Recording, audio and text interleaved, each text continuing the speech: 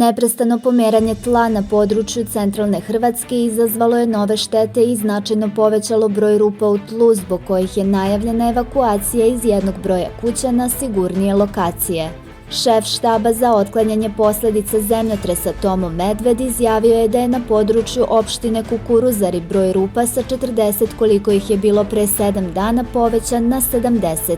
Medved je rekao da svako novo podrhtavanje tla pa i potres od 3,2 po Richteru koji je noćas zatresao područje Petrinje ostavlja nove štete, a posebno nastajanjem novih rupa. Rekao je da je štab sa Rudarsko-geološkog naftnog fakulteta dobio određene preporuke na osnovu kojih će danas doneti zaključke za procenu stanja i moguće evakuisanje određenog broja ljudi sa tog područja.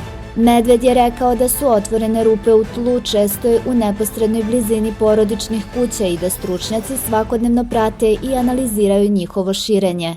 Što se tiče postupanja prema tim pukotinama na tlu, kazao je njihovo saniranje će morati još da pričeka jer tlo još uvek podrhtava i iza sebe ostavlja nove posledice.